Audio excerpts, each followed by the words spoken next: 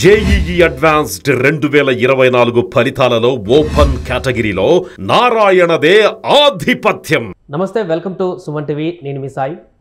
ఆంధ్రప్రదేశ్లో మంత్రులకు శాఖలను కేటాయించారు. ముఖ్యంగా పవన్ కళ్యాణ్కి ఏం శాఖలు ఇస్తారు అనే దానిపైన ఆసక్తి నెలకొన్నటువంటి సందర్భంలో ఎట్టకేలకు పవన్ కళ్యాణ్కి కూడా కీలకమైనటువంటి శాఖలను కేటాయించారు.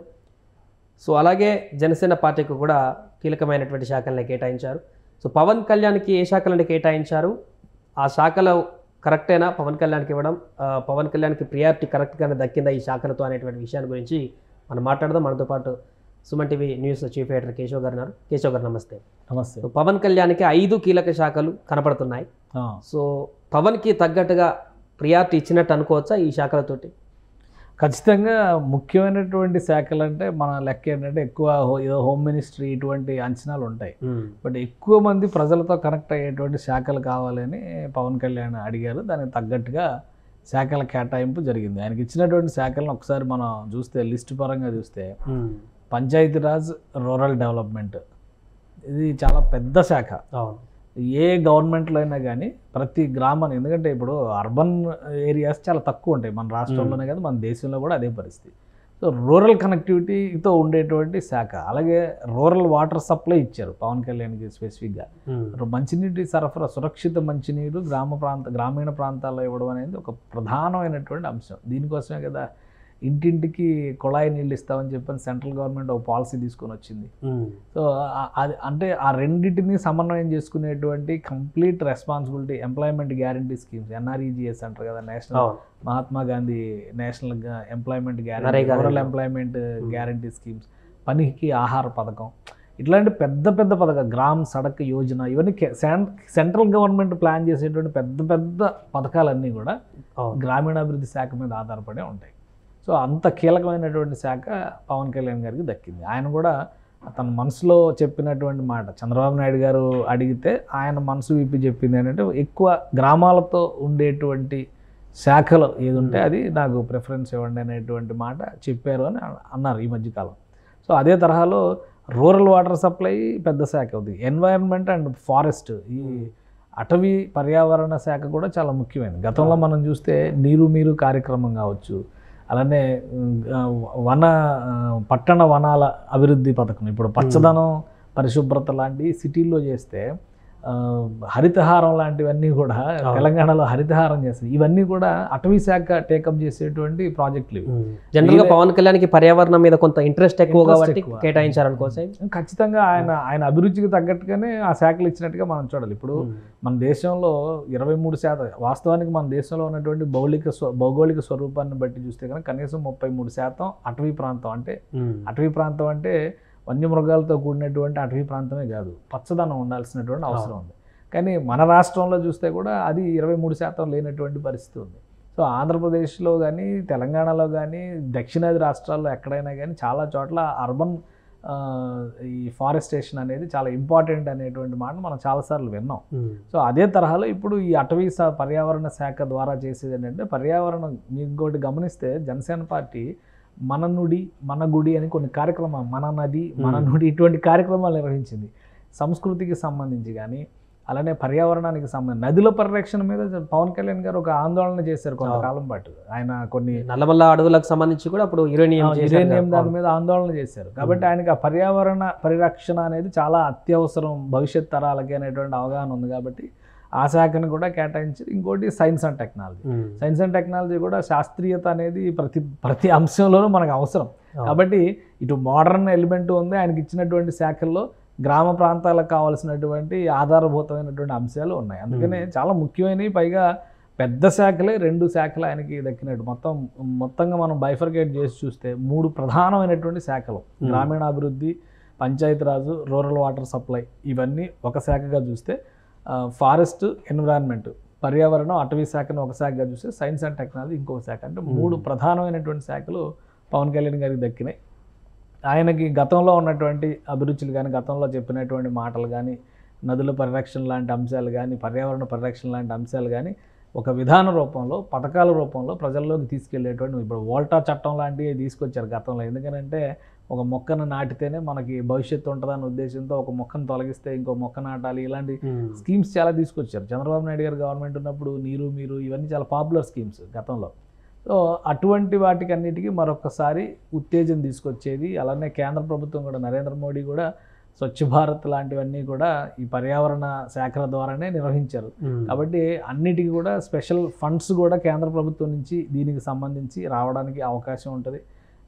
సెంట్రల్ గవర్నమెంట్ నుంచి మేజర్గా గ్రామీణాభివృద్ధి శాఖ తీసుకునేటువంటి ప్రతి పథకాన్ని కూడా ప్రతి రాష్ట్రం అమలు చేస్తుంది. ఆ పథకాలను అమలు చేసేటువంటి క్రమంలో కూడా ఆంధ్రప్రదేశ్కి ఇది చాలా ముఖ్యమైనటువంటి శాఖగా మారే అవకాశం ఉంటుంది. చంద్రబాబు నాయుడు గారు గత ప్రభుత్వంలో ఇది ముఖ్యమైన శాఖ కాబట్టే నారా లోకేష్ గారు హోమ్ మినిస్ట్రీ తీసుకోలేదు కదా. పంచాయతీరాజ్ శాఖ, Panchayati Raj rural development plus IT పరిశ్రమల శాఖని ఆయన నిర్వహించారు గత గవర్నమెంట్లో 2014-2019 గవర్నమెంట్లో. సో అంత ప్రాధాన్యం ఉన్నటువంటి శాఖనే ఇచ్చినట్టుగా మనం భావించాల్సి ఉంటుంది జనసేన పార్టీ అధినేతకు సంబంధించి. డిప్యూటీ సీఎం అనే దాన్ని ఆల్రెడీ ఈసారి అధికారికంగా ప్రకటించారు. అందులో అది కూడా మనం గమనించాలి. ఎందుకంటే ఇప్పుడు మినిస్ట్రీ స్ప్లిట్ విషయంలో రిలీజ్ చేసినటువంటి నోట్లో చంద్రబాబు నాయుడు చీఫ్ మినిస్టర్, ఆయనకి ఏమేమి అలాట్ చేశారు, GAD, law and order, public enterprises and all other portfolios. ఎందుకంటే జనరల్గా అన్ని పోర్ట్ఫోలియోస్ ఏవైతే అలాట్ కాని ఉంటాయో అవన్నీ కూడా సీఎంకి రెస్పాన్సిబిలిటీ వస్తుంది అనమాట. సో నెక్స్ట్ ఇమీడియట్ పొజిషన్ ఏంటి, Konidela Pawan Kalyan deputy chief minister. So ఇది అధికారికంగా మొదటిసారి ఇందులో నోటిఫై చేశారు. ఇక్కడ నుంచి ఆయనని డిప్యూటీ చీఫ్ మినిస్టర్ గానే. ఇప్పుడు ఎన్ని శాఖలు చీఫ్ మినిస్టర్ అంటే చీఫ్ మినిస్టర్ అంతే కదా, ఆయన కూడా శాఖలు చూస్తారు. మనం చీఫ్ మినిస్టర్ అనే అంటాం కదా. ఇక్కడ GAD, law and order, public enterprises, all other portfolios not allotted to ministers అని చెప్పని చీఫ్ మినిస్టర్ దగ్గర ఉంది. Pawan Kalyan deputy chief minister Panchayati Raj, rural development, rural water supply, environment, forest, science and technology. So ఈ list అంతా ఉంది. సో ఇలా list అంతా పెట్టిన దాంతో ఈ లిస్ట్ కంటే కూడా ఇక్కడ ప్రాధాన్యం మనం చూడాల్సింది ఏంటంటే డిప్యూటీ సీఎం అనేది. అలాగే ప్రధానంగా ఈ యొక్క లిస్టులో వాళ్ళు ఇచ్చినటువంటి లిస్టులో డిప్యూటీ సీఎం అనేటువంటి ఒక పేరును కూడా మెన్షన్ చేస్తారు. ఇప్పటి వరకు చిరంజీవి ట్వీట్ పెడతానో లేకుంటే బయట వాళ్ళు చెప్తానే అనేటువంటి టాకే నడిచింది, కానీ అధికారికంగా చంద్రబాబు ప్రకటించినట్టుగా అయింది. సో మంత్రుల శాఖలతో పాటుగా ఇక నుంచి పవన్ కళ్యాణ్ డిప్యూటీ సీఎం. అదే అంటే డిప్యూటీ సీఎం అనేటువంటి పోస్టుకు సంబంధించి చాలా చర్చ జరిగింది. పవన్ కళ్యాణ్ గారికి ఇస్తారా ఇవ్వరా. ఈ లిస్టులో ఫస్ట్ టైము మీరు అబ్జర్వ్ చేస్తే ఇందులో నంబర్ 2 పవన్ కళ్యాణ్ గారి పేరు ఉంది. ప్రమాణ స్వీకారాల లిస్టు కూడా అదే క్రమంలో జరిగింది. సో అదే క్రమంలో శాఖల అలాట్మెంట్ దానికి సంబంధించి number 1 Nara Chandrababu Naidu chief minister, తర్వాత శాఖలు దీనికి సంబంధించి. Number 2 Pawan Kalyan, Konidela Pawan Kalyan deputy chief minister, ఒకరే డిప్యూటీ సీఎం ఉన్నారు అనేది కూడా ఈ లిస్టుని బట్టి మనకు క్లారిటీ వచ్చింది. బయట ప్రపంచానికి చెప్పకపోయినా కానీ, అధికారికంగా అనౌన్స్ చేయకపోయినా కానీ పవన్ కళ్యాణ్ డిప్యూటీ సీఎం అనే దాని మీద చాలా చర్చ జరిగింది. ఆయన తీసుకుంటారా తీసుకోరా అనేటువంటి చర్చ ఒకటైతే, అసలు ఇస్తారా ఎవరా అనేటువంటి చర్చ. ఎందుకంటే దీనివల్ల పవన్ కళ్యాణ్ గారిని ఒక సీఎం హోదాలో చూడాలని ఆశపడ్డాము, ఆయన మళ్ళీ చంద్రబాబు నాయుడు గారికి డిప్యూటీ ఏంటి అనేటువంటి ఒక ఎమోషన్ రైజ్ చేసేటువంటి గేమ్ కూడా నడిచింది. ఎందుకంటే మళ్ళీ దానికి అంత ప్రాధాన్యత ఉంటుందో లేదా ఉండదు. అలానే గత ప్రభుత్వంలో చంద్రబాబు నాయుడు గారి ప్రభుత్వంలో ఇద్దరికి డిప్యూటీ సీఎంలు ఇచ్చారు. అలానే ఇప్పుడు యాక్చువల్గా గత ప్రభుత్వంలో ఇచ్చిన దానికంటే ఇది ఐడియాలజికల్గా ఇది ప్రాపర్ సిస్టంలో జరిగినట్టు. ఎందుకనంటే రాయలసీమ నుంచి ముఖ్యమంత్రి ప్రాతినిధ్యం వహిస్తున్నప్పుడు కోస్తా ప్రాంతం నుంచి డిప్యూటీ సీఎం ఉండాలి. మన గతంలో జరిగినటువంటి ఒప్పందాలను బట్టి చూస్తే కూడా, అంటే తెలంగాణ ఆంధ్ర మధ్య జరిగినాయి కానీ రాయలసీమ కోస్తా మధ్య ఎప్పుడు జరగలేదు. కానీ ఆంధ్ర రాష్ట్రం ఏర్పాటు సమయంలో కూడా ఒక చర్చ ఏంటంటే రాయలసీమ వాసులకి ముఖ్యమంత్రి ఇస్తే ఆ కోస్తా వాసులకి ఉప ముఖ్యమంత్రి ఇవ్వాలి. ఈ చర్చలు కూడా జరిగినాయి. బెజవాడ గోపాల్ రెడ్డి, నీలం సంజీవ్ రెడ్డి ఈక్వేషన్స్ కూడా నడిచినాయి ఒకప్పుడు. ఆంధ్ర తెలంగాణ ఫామ్ అయ్యేటప్పుడు కూడా అలాంటి ఈక్వేషన్ నడిచింది. గత ప్రభుత్వంలో చూస్తే డిప్యూటీ సీఎం అనేటువంటి విషయంలో, అంటే 2014-19 ప్రభుత్వంలో కేఈ కృష్ణమూర్తి గారిని ఉప ముఖ్యమంత్రిగా పెట్టారు. ఆయన రాయలసీమ ప్రాంతం. ఆల్రెడీ చంద్రబాబు నాయుడు గారు రాయలసీమ ప్రాంతం వ్యక్తి ముఖ్యమంత్రిగా ఉన్నారు. అలానే నిమ్మకాయల చినరాజప్ప గారిని ఉప ముఖ్యమంత్రిగా కోస్తా ప్రాంతం నుంచి పెట్టారు. ఈ జగన్మోహన్ రెడ్డి గారి ప్రభుత్వం అదొక విచిత్రమైనటువంటి నిర్ణయం తీసుకున్నారు. ఏకంగా 5 ఉప ముఖ్యమంత్రులు పెట్టారు. దేశంలో ఏ రాష్ట్రంలోనూ ఉండదు 5 ఉప ముఖ్యమంత్రులు, 3 రాజధానులు. ఇవన్నీ ఒక విచిత్రమైనటువంటి విన్యాసాలు జరిగినాయి. కాబట్టి దాని గురించి మనం ఎక్కువ డిస్కస్ చేయాల్సినటువంటి అవసరం కూడా లేదు. ఇప్పుడు ఏంటంటే ఉప ముఖ్యమంత్రి అనేటువంటి హోదాని పవన్ కళ్యాణ్కి కోస్తా ప్రాంతపు నేతగా కేటాయించినట్టు అయింది. దాని దగ్గర పవర్స్ కూడా ఉన్నట్టు ఆ డిమాండ్ని కూడా ఫుల్ఫిల్ చేసినట్టు అయింది. అలానే ఒకరే ఉప ముఖ్యమంత్రి ఉండడం వల్ల ఏంటంటే దానికి గౌరవం పెరిగింది. ఇప్పుడు తెలంగాణలో కూడా బట్టి విక్రమార్క గారు కండిషన్ పెట్టారు, ఉప ముఖ్యమంత్రి పదవి తీసుకోవాలంటే తను ఒక్కడే ఉప ముఖ్యమంత్రి ఉండాలి, మళ్ళీ ఒక ఇద్దరు ముగ్గురిని పెట్టకూడదు. ఎందుకంటే కేసీఆర్ గారు ఇద్దరు ఉప ముఖ్యమంత్రులను పెట్టారు కదా. ఎస్సీలకి దళితులకి సీఎం అని చెప్పిన ఆశ చూపించి చివరికి సీఎం సీట్లో ఆయన కూర్చున్న తర్వాత దళితుడిని ఉప ముఖ్యమంత్రి పెట్టారు. మళ్ళీ మైనారిటీలను ప్యాంపర్ చేసేటువంటి క్రమంలో మైనారిటీల నుంచి ఇంకో ఉప ముఖ్యమంత్రిని పెట్టారు. సో ఇప్పుడు వాటన్నిటిని బ్రేక్ చేస్తూ బట్టి విక్రమార్క గారు ఒక ఉప ముఖ్యమంత్రిగా తెలంగాణలో ఎలా అయితే ఉన్నారో పవన్ కళ్యాణ్ గారు ఒక్కరే ఉప ముఖ్యమంత్రి, అది కూడా అధికారికంగా గవర్నమెంట్ ఇచ్చినటువంటి ఆర్డర్లోనే క్లియర్గా అర్థమైపోయింది. 5 శాఖలు అంటే విడివిడిగా చూస్తే 3 ప్రధానమైనటువంటి శాఖలు పవన్ కళ్యాణ్ చేతిలోకి వచ్చినట్టుగా కనిపిస్తుంది. ఆ 3 శాఖలు కూడా చాలా ముఖ్యమైనవి, రూరల్ కనెక్టివిటీ ఉండేవి, ప్రజల అవసరాలకు సంబంధించినటువంటి అంశాలను డిస్కస్ చేసేవి, అలానే పర్యావరణానికి సంబంధించి సైన్స్ అండ్ టెక్నాలజీకి సంబంధించి తీసుకునేటువంటి శాఖలు కూడా చాలా ముఖ్య పాత్ర పోషించేటువంటి అవకాశం ఉంటుంది. ఇది బడన్ పడదంటారా పవన్ కళ్యాణ్కి 5 శాఖలు? అంటే ఇక Pawan Kalyan full time politics పైనే దృష్టి పెట్టాల్సినటువంటి అనివార్యత. అంటే కంప్లీట్ గా సినిమాలకు కూడా దూరం అయిపోయినట్టుగానే మనం చూడాలి. ఎందుకంటే ఆయన కూడా చెప్పారు కదా. బట్ ఏంటంటే ఇప్పుడు ఆయన సినిమాల్లో చేసినంత మాత్రాన ఆ వెసులుబాటు ఎలా తీసుకుంటారో, సమయాన్ని ఎలా ఉపయోగించుకుంటారు అనేది ఆయన చేతిలో ఉంది. ఇప్పుడు ఆల్రెడీ 3 సినిమాలు ఆల్మోస్ట్ కంప్లీట్ అవుతున్నటువంటి స్టేజ్లోకి వచ్చినటువంటి సినిమాలు ఉన్నాయి. బహుశా ఒక 2 నెలలు 3 నెలలు అయితే పవన్ కళ్యాణ్ గారు సినిమాలకి దూరంగానే ఉంటారు. మొత్తం ఇప్పుడు ఈ అడ్మినిస్ట్రేషన్లో ఆయన కుదురుకోవడం, ఎందుకంటే చంద్రబాబు నాయుడు గారి క్యాబినెట్లో పనిచేయడం అనేది మామూలు విషయం కాదు, అంత ఆషామాషిగా నడిచేటువంటి వ్యవహారం కాదు. ఎందుకని నేను ఆ మాట చెప్తున్నానంటే కేసీఆర్ గారి క్యాబినెట్ కానీ జగన్మోహన్ రెడ్డి గారి క్యాబినెట్ కానీ నిర్ణయాలన్నీ వాళ్ళు తీసుకుని వాళ్ళకి కావాల్సినటువంటి పద్ధతిలో ఫైల్ ప్రాసెస్ కూడా చేయించుకొని అమలు చేసుకుంటూ వెళ్తారు.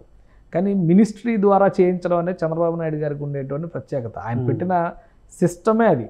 జగన్మోహన్ రెడ్డి గారు కూడా కొన్ని చోట్ల ఇబ్బంది పడింది ఏంటంటే, ఇప్పుడు సిఎఫ్ఎంఎస్ పేరుతో నిధులు రిలీజ్ చేసేటువంటి ప్రతి అంశాన్ని సిఎఫ్ఎంఎస్ పేరుతో ఒక సిస్టమ్ జనరేట్ చేశారు.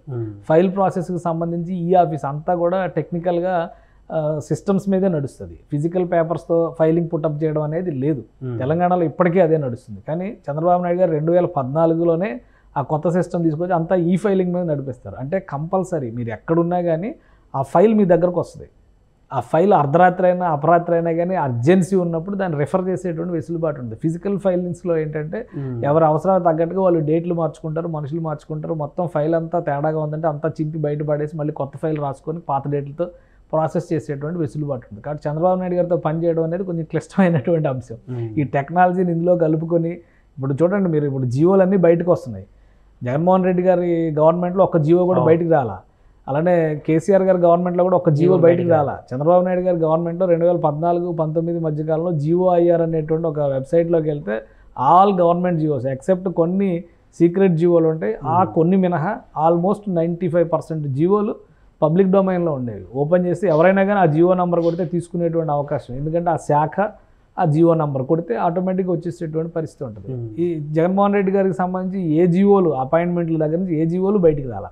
సో ఇవన్నీ కూడా ఆయన ట్రాన్స్పరెంట్గా చేసేటువంటి ప్రయత్నాలు చేస్తారు. కాబట్టి పనితీరు విషయంలో పవన్ కళ్యాణ్ గారు వీలైనంత అక్కడ నేర్చుకోవడానికి, ప్రభుత్వ వ్యవస్థలు నడిపించే విధానాన్ని అర్థం చేసుకోవడానికి వెసులుబాటు ఉంది. అందుకని ఒక 2-3 నెలలు కంప్లీట్గా ఆయన ఈ వ్యవహారాల మీదే ఫోకస్ చేసేటువంటి అవకాశం ఉంటుంది. తర్వాత సమయాన్ని చూసుకుని షెడ్యూల్స్ ఏమన్నా షూట్ చేసి కంప్లీట్ చేయాల్సినటువంటి సినిమాలు కంప్లీట్ చేసే అవకాశం ఉండొచ్చేమో. రైట్. అలాగే ఫైనల్గా ఒకటి జనసేన పార్టీ నుంచి ఉన్నటువంటి మిగతా ఇద్దరు, పవన్ కళ్యాణ్తో కాకుండా మిగతా ఇద్దరికి, సో వారికి కూడా శాఖలు కేటాయించారు. సో ప్రియారిటీ వైజ్గా పార్టీకి పవన్ కళ్యాణ్తో పాటు మిగతా వారికి కూడా మంచి ప్రియారిటీ ఇచ్చినట్టు అనుకోవచ్చు ఆ శాఖ? ఖచ్చితంగా. ఎందుకంటే ఇప్పుడు సివిల్ సప్లైస్ అనేది చాలా ముఖ్యమైనటువంటి శాఖ. నాదెండ్ల మనోహర్ గారికి సివిల్ సప్లైస్, కన్జ్యూమర్ అఫైర్స్ కూడా చాలా ముఖ్యమైనది. కన్జ్యూమర్ అఫైర్స్ మనం పెద్దగా ఫోకస్గా చూడం, కానీ దానిలో చాలా డెప్త్ ఉంటుంది. అలానే ఫుడ్ అండ్ సివిల్ సప్లైస్లో ఇప్పుడు ₹2 కిలో బియ్యం అనే ఏవైతే మొదలు పెట్టారో అలాంటి మోస్ట్ ఫ్యాషనబుల్ స్కీమ్స్ అన్నీ అక్కడి నుంచే నడిచినాయి. రేషన్ పంపిణీ అంతా కూడా ఆ వ్యవస్థ ద్వారానే జరుగుతుంది. లాస్ట్ టైం జగన్మోహన్ రెడ్డి గవర్నమెంట్లో ఈ ఇంటింటికి రేషన్లు పంపిణీ చేస్తాము, డోర్ డెలివరీ ఏర్పాటు చేస్తామని చెప్పని కొన్ని తీసుకొచ్చారు. వాస్తవానికి కొన్ని ప్రయోగాత్మకంగా అవి సరైనవే. ఎందుకంటే గతంలో మనం చూస్తే రేషన్ షాపుల దగ్గర లైన్లో జనాలు ఉండేటువంటి పరిస్థితి ఉండేది. కానీ వాలంటీర్ వ్యవస్థను దీనికోసం ఉపయోగించేటువంటి ప్రయత్నం చేశారు. కాబట్టి అవంతా కూడా కొంత ప్రజలకి వెసులుబాటు ఇచ్చినటువంటి నిర్ణయాలు. ఇప్పుడు వాటి అన్నింటినీ రీవ్యాంప్ చేసేటువంటి పనిలో ఈ కొత్త ప్రభుత్వం ఉంది. సో చాలా బృహత్తరమైనటువంటి బాధ్యత సివిల్ సప్లైస్ మినిస్ట్రీ మీద ఉంటుంది. నాదెండ్ల మనోహర్ గారికి గతంలో మంత్రిగా చేసిన అనుభవం లేకపోయినా స్పీకర్గా కానీ రాజ్య వ్యవస్థలపైన అవగాహన ఉన్నటువంటి నాయకుడు కాబట్టి ఖచ్చితంగా ఆయన దాన్ని సమర్థంగా నిర్వహించేటువంటి అవకాశాలు ఎక్కువ ఉంటాయి. అలానే ఇంకో శాఖ కందులు దుర్గేష్ గారికి ఇచ్చినటువంటి శాఖ tourism, culture, cinematography. Actually cinematography కూడా పవన్ కళ్యాణ్ గారికి ఇస్తారేమో అనుకున్నారు. బట్ ఇండస్ట్రీలో ఆయన ఒక పెద్ద కుటుంబం నుంచి ఉన్నటువంటి వ్యక్తి కాబట్టి ఆయనతో ఫ్రీగా షేర్ చేసుకోలేని విషయాలు కూడా మినిస్టర్స్తో మాట్లాడుకోవడం ఈజీ అవుతుంది. కాబట్టి కందులు దుర్గేష్ గారికి మినిస్ట్రీ, టూరిజం, కల్చర్ ఈ 3 శాఖలు కూడా చాలా ముఖ్యమైనటువంటి శాఖలు. గత క్యాబినెట్లో రోజా గారు నిర్వహించినటువంటి శాఖలు. కాబట్టి ఇవి టూరిజం అండ్ కల్చర్ చాలా ముఖ్యమైన శాఖ. గతంలో చంద్రబాబు నాయుడు గారు గవర్నమెంట్ 99లో కానీ 2014లో కానీ చాలా కార్యక్రమాలు టూరిజం అండ్ కల్చర్ కింద నిర్వహించారు. ఇప్పుడు టూరిజం ఓన్లీ ఆడుదాం ఆంధ్ర పేరుతో ఉండిపోయింది. కానీ అప్పుడు సండే కొన్ని స్పెషల్ ప్రోగ్రామ్స్ పెట్టి చంద్రబాబు నాయుడు గారు గవర్నమెంట్లో ఈవెన్ ఆంధ్రప్రదేశ్ ఫెస్టివల్ అని చెప్పని పెద్ద కళాకారులతో కార్యక్రమాలు నిర్వహించి ఇవన్నీ కూడా జరిగినాయి. సో ఇప్పుడు మళ్ళీ ఒకసారి శిల్పారామం వ్యవస్థలన్నీ డెవలప్ చేసింది టూరిజం అండ్ కల్చర్ డిపార్ట్మెంటే కదా. హరిత గెస్ట్ హౌస్లు కానీ, పౌర్ణమి రిసార్ట్స్ కానీ ఇవన్నీ తీసుకొచ్చింది టూరిజం అండ్ కల్చర్ ద్వారానే తీసుకొచ్చారు.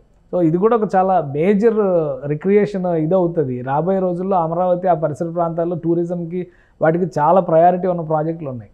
కాబట్టి ఒక పెద్ద శాఖ కింద మారే అవకాశాలు ఉన్నాయి. టూరిజం, కల్చర్ దాని కింద కొన్ని కార్పొరేషన్స్ ఉన్నాయి.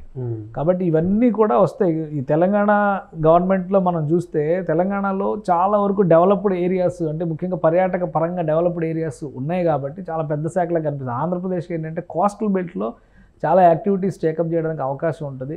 ఆ శాఖకు ఉండేటువంటి వెసులుబాటు, గతంలో చేసినటువంటి కార్యక్రమాలు కానీ ఇవన్నీ మనం దృష్టిలో పెట్టుకొని చూస్తే ఇది కూడా చాలా పెద్ద శాఖ అవుతుంది. మొత్తం మీద మిత్రపక్షాలకి ఇచ్చినటువంటి 3 శాఖలు కూడా, ముఖ్యంగా జనసేన పార్టీకి దక్కినటువంటి 3 శాఖలు, ముగ్గురు మంత్రులకి దక్కినటువంటి శాఖలు. ఎందుకంటే మొత్తం కలిపి చూస్తే 7-8 శాఖలు కనిపిస్తున్నాయి అక్కడ. నాదెండ్ల మనోహర్ గారికి 2 శాఖలు వచ్చినాయి, కందులు దుర్గేష్ గారికి 2 శాఖలు వచ్చినాయి, పవన్ కళ్యాణ్ గారికి 3 శాఖలు వచ్చినాయి. అంటే డివిజన్స్ కింద మనం చూస్తే ఇంకా చాలా ఉంటాయి. అంటే మొత్తం కలిపి చూస్తే 7 శాఖలు వచ్చినట్టుగా కనిపిస్తుంది. 7 ప్రధానమైనటువంటి శాఖలు ఇందులో కనిపిస్తున్నాయి. కాబట్టి ఖచ్చితంగా మిత్రపక్షాలకి సరైనటువంటి నిర్ణయం తీసుకున్నారు. అన్నిటికీ మించి డిప్యూటీ సీఎం అనేటువంటి మాటని కన్ఫర్మ్ చేశారు. పవన్ కళ్యాణ్ గారు నంబర్ 2 క్యాబినెట్లో నంబర్ 2 పొజిషన్లో ఉన్నారనేటువంటి విషయాన్ని ఈ నివేదిక ఇవ్వడం ద్వారా, ఈ రిపోర్ట్ ఇవ్వడం ద్వారా 100% ఆయన ఒక్కరే డిప్యూటీ సీఎం అనేది కూడా కన్ఫర్మ్ చేసినట్టుగా మనం పరిగణలోకి తీసుకోవచ్చు దీన్ని. Right sir. సో మొత్తానికి అది ఆంధ్రప్రదేశ్ క్యాబినెట్ మంత్రులకు పదవులు కేటాయించినటువంటి సందర్భంగా పవన్ కళ్యాణ్కి కీలకమైనటువంటి శాఖలను ఇచ్చారు. దాంతో పాటుగా డిప్యూటీ సీఎం అనేటువంటి ఒక హోదాను కూడా అఫీషియల్గా అనౌన్స్ చేశారు. దీంతో ఈ రోజు నుంచి ఆంధ్రప్రదేశ్ డిప్యూటీ సీఎంగా పవన్ కళ్యాణ్ కీలకమైనటువంటి శాఖలుగా నిర్వర్తించడానికి ముందుకు వెళ్తారు. సో ఈ శాఖల పట్ల పవన్ కళ్యాణ్ ఏ రకంగా 5 సంవత్సరాల పాటు ముందుకు వెళ్తారో చూడాలి. సుమన్ టీవీలో మీ పర్సనల్ అండ్ బిజినెస్ ప్రమోషన్స్ కోసం కింది నెంబర్కి కాంటాక్ట్ చేయండి.